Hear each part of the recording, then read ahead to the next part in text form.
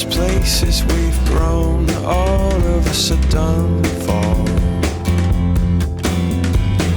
And we live in a beautiful world. Yeah, we do, yeah, we do.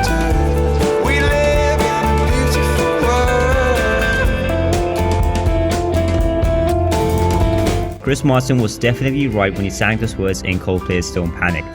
The universe is boundless and expanding, which is supported by scientific evidence. But before we go on studying the Big Bang Theory, we need to know a bit more about our universe and what makes it the giant entity it is today. Our tale starts in 1687 with just your ordinary English physicist by the name of Isaac Newton, who suggested that between any two objects there is always a force of attraction due to their masses. So Isaac Newton called this force gravitational force. However, he also proposed that the size of this force depends on the masses of the two objects, as I've said previously, and the distance between the masses, with the general idea that the greater the masses of the two objects, the stronger the attractive forces between them, and the greater the distance between the objects, the less attractive forces between them. This same principle can be applied to planets. The larger the mass of the planet, the greater its gravitational field strength. However, the larger the radius of a planet, the smaller the gravitational field strength.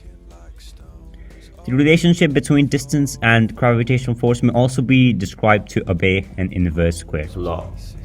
In the example of our solar system, the gravitational attraction between the sun's mass and each of our planets holds the solar system together and causes the planets to follow their curved path. And speaking of curved paths, the orbits of comets, moons, and planets are defined using the two factors of gravitational forces described.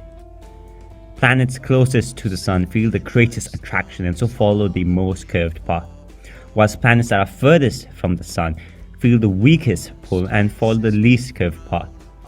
The same could be said for comets, which are large rock-like pieces of ice that orbit the sun, and they follow an elongated elliptical orbit, which at times takes them very close to the sun, and hence they are at their fastest, and to the very edge of our solar system where they are at their slowest. Natural satellites that are moons, on the other hand, have circular orbits because of the gravitational forces between them and their planet. Now, the speeds of these satellites or even planets can be found using the equation orbital speed equals 2 pi r divided by time period, where r is the orbital radius.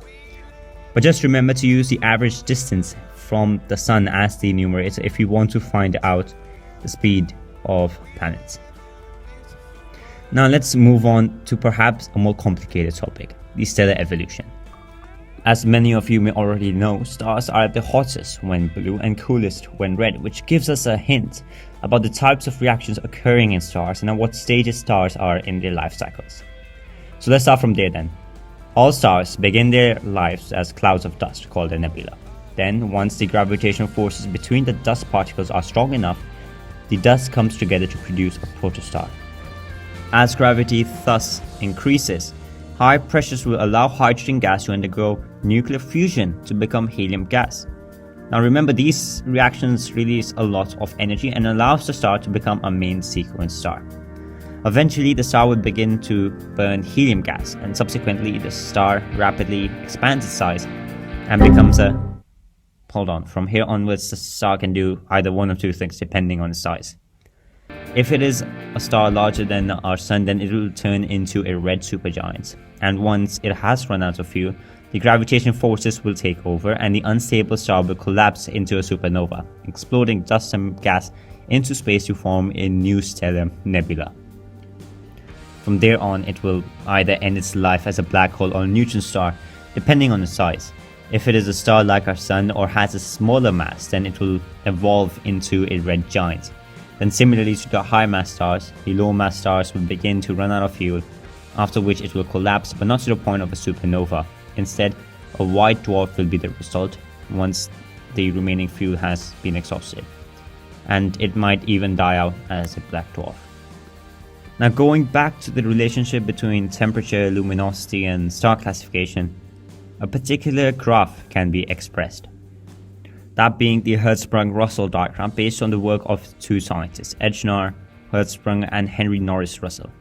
The fundamental concept behind this diagram is that by finding a star's position on this diagram, we can know its internal structure and its classification.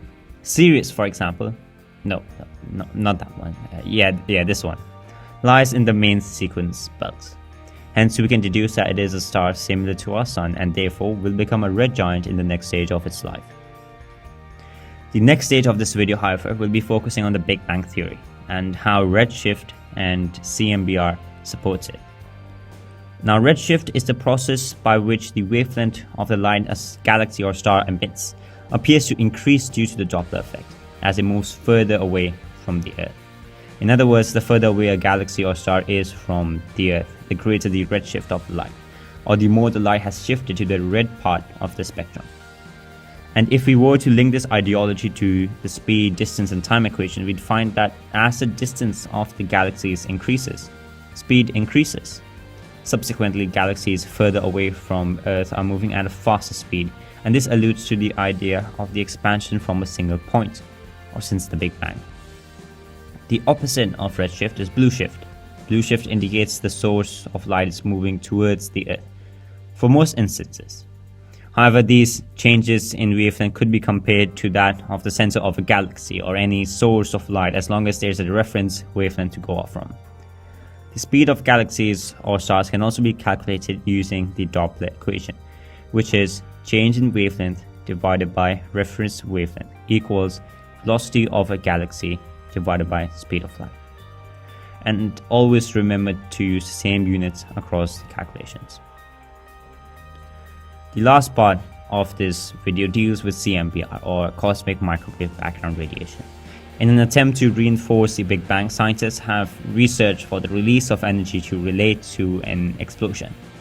This energy would be in the form of waves, but as the universe expands, these wavelengths would then become stretched and therefore would have much longer wavelengths than before.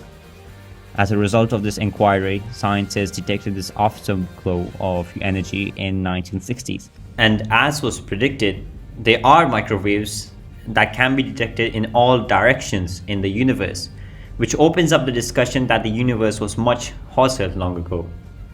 They are therefore known as cosmic microwave background radiation. And that's cosmology and astronomy in a nutshell. If anyone watching is a GCSE student, be aware that some of the information I've shared is from past papers, so really absorb the content of this video. And as always, endeavor to learn.